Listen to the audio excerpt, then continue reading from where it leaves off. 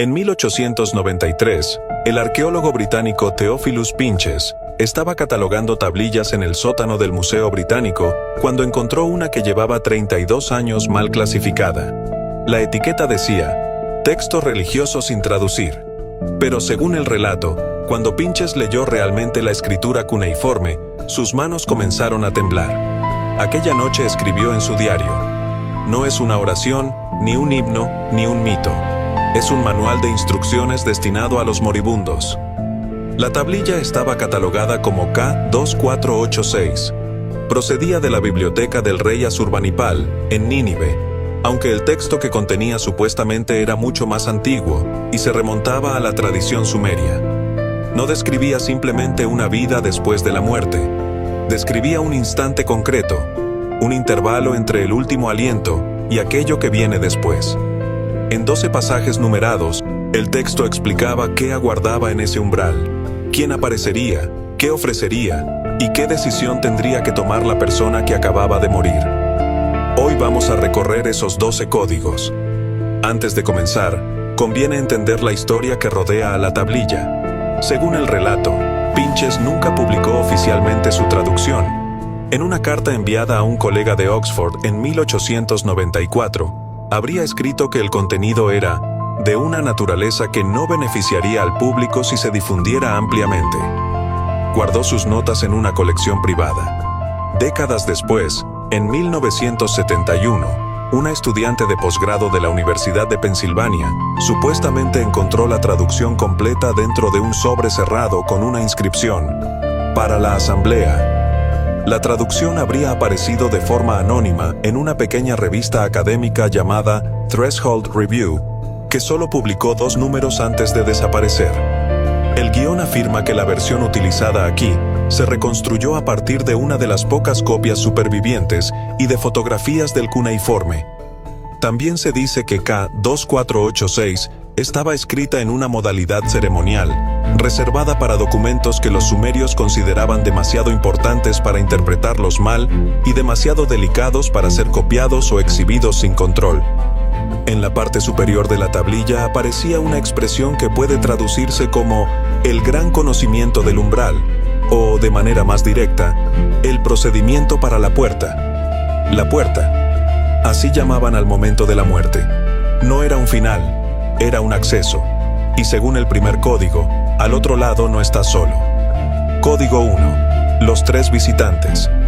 El primer pasaje dice: cuando el aliento se haya marchado, pero antes de que el cordón de plata se corte, vendrán 3. Llevarán los rostros de quienes amaste y hablarán con las voces de quienes confiabas. No respondas utilizando tu propio nombre. El texto sostiene que, después de la muerte clínica, existe un breve periodo durante el cual la conciencia continúa vinculada al cuerpo. Los sumerios habrían llamado a este intervalo los minutos de plata. Durante ese tiempo se presentan 3 figuras, no una, siempre 3. Adoptan apariencias familiares. Pueden parecer un padre, una madre, una pareja o alguien profundamente querido. Utilizan voces capaces de despertar confianza y llaman a la persona por su nombre. La primera instrucción es sencilla: no responder. Código 2. Los que estaban antes. El segundo pasaje explica quiénes serían esas figuras. Son quienes estuvieron aquí antes del diluvio. Ahora no poseen cuerpo, pero recuerdan el cuerpo. Tienen hambre de él. Te ofrecerán el regreso. Según esta cosmología, aquello que espera en el umbral no es necesariamente un dios ni un ángel. El texto lo describe como una conciencia que una vez estuvo encarnada, pero que perdió su cuerpo durante una gran catástrofe. Los sumerios hablaron repetidamente de un diluvio. La misma tradición aparece después en la epopeya de Gilgamesh y en otros relatos antiguos. K2486 plantea que algunas conciencias quedaron sin cuerpo después de aquel desastre y que desde entonces buscan una manera de volver. Su oportunidad aparece en el momento de la muerte de otra persona. El tercer código describe el mecanismo. Cuando estés ante la puerta, verás el campo. El campo te mostrará todo lo que siempre deseaste. Te mostrará el rostro de quien perdiste. Te mostrará el cuerpo que habrías querido tener. Ese es el anzuelo. El campo sería un espacio perceptivo en el que aparecen los deseos más profundos y las pérdidas más dolorosas. La madre fallecida, el hijo perdido, la persona que se marchó, la vida que nunca llegaste a vivir, la versión de ti mismo que jamás pudiste convertir en realidad. Todo se presenta con una intensidad absoluta, pero el texto advierte que no es real. Es una construcción diseñada para provocar deseo. Si intentas tocar aquello que aparece, si dices que sí o deseas regresar con ello, aceptas un acuerdo. El contrato no se sella con palabras, se sella con el deseo. Código 4. El intercambio. El cuarto pasaje dice: tomar lo que ofrece el campo es entregar lo que el campo exige. El precio es el cuerpo. El precio es el cuerpo siguiente. Serás enviado de vuelta, pero no regresarás siendo únicamente tú. Aquí el relato deja de ser simbólico y se vuelve mecánico. Según la tablilla, aceptar la oferta produce una sustitución o mezcla de conciencias. La persona regresa a la existencia física, pero algo más vuelve con ella. Una parte sería la conciencia original. La otra pertenecería a uno de los seres sin cuerpo. Ambas compartirían la misma vida. Con el paso de los años, la identidad original podría ser alterada, debilitada o reemplazada gradualmente. Código 5. ¿Cómo rechazar el campo? El quinto código cambia de tono. Ya no explica lo que espera en el umbral, sino cómo atravesarlo. No pronuncies tu nombre, no mires el rostro, cruza el campo sin tomar nada. Más allá del campo está la segunda puerta. Más allá de la segunda puerta eres libre. La instrucción consiste en no responder cuando te llamen, no mirar directamente a las figuras, no extender la mano hacia lo que ofrecen, no pedir quedarse, continuar caminando. El campo sería una prueba de discernimiento. La pregunta implícita es si la conciencia puede reconocer la manipulación, incluso cuando ésta adopta la forma de aquello que más ama.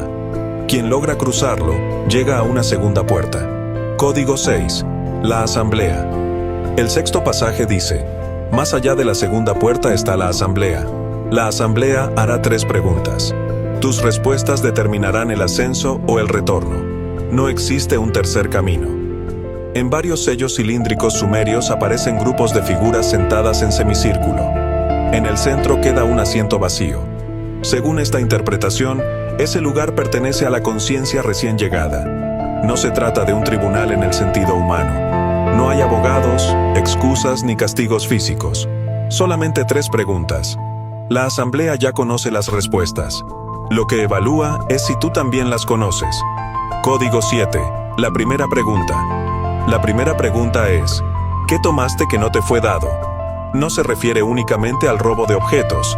Pregunta por la energía obtenida de otras personas sin su consentimiento, por la atención exigida, por el cariño recibido sin ofrecer nada a cambio, por el tiempo ajeno consumido, por las promesas rotas y por todas las ocasiones en que se trató a otra persona como un recurso.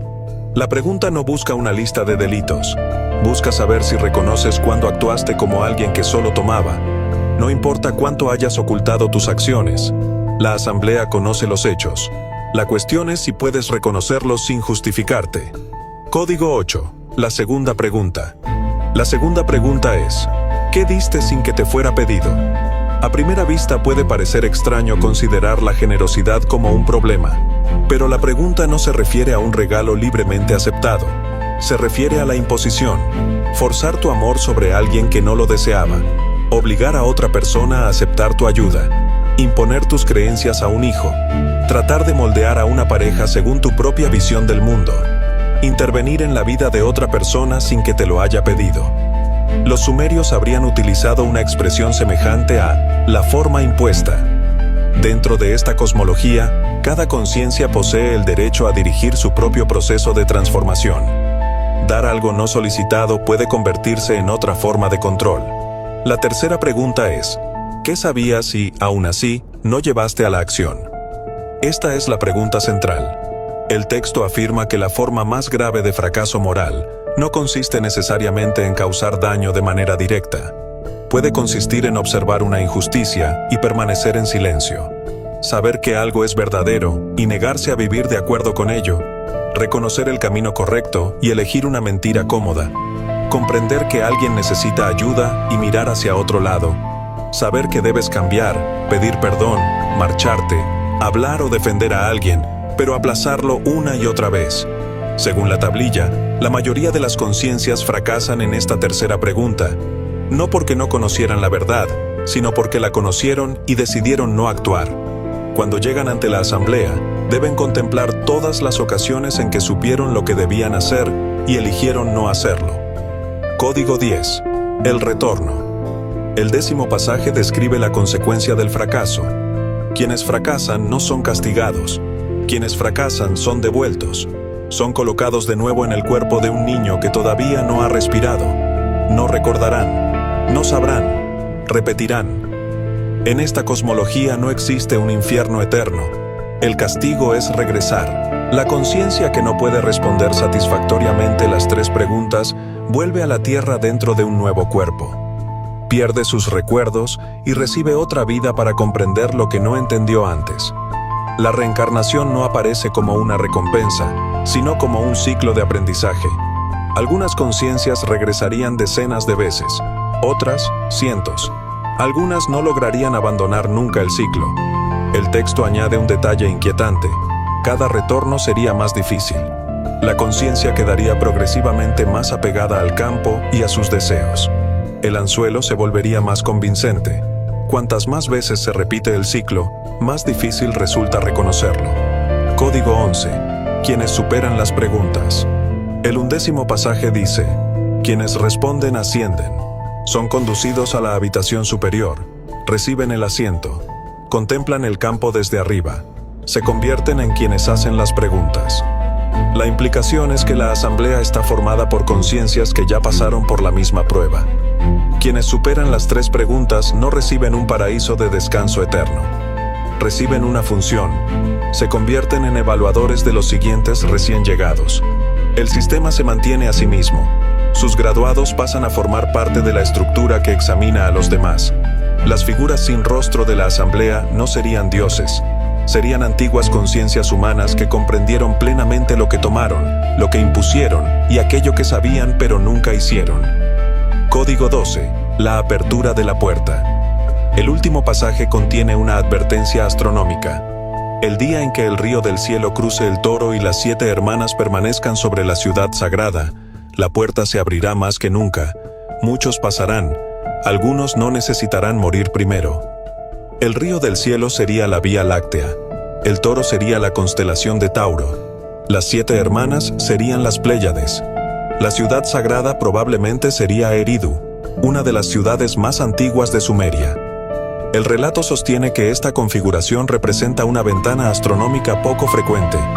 Durante ella, el límite entre la vida encarnada y la asamblea se vuelve más delgado. Algunas personas podrían atravesar simbólicamente la puerta sin morir. Podría ocurrir durante un sueño, una meditación, un accidente grave, una enfermedad, una experiencia cercana a la muerte o un momento de crisis profunda.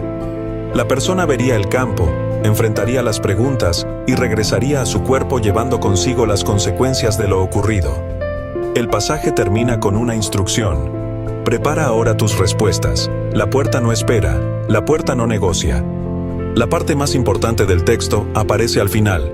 Según los sumerios, la asamblea no intenta hacerte fracasar. No es un enemigo, solo intenta descubrir quién eres realmente.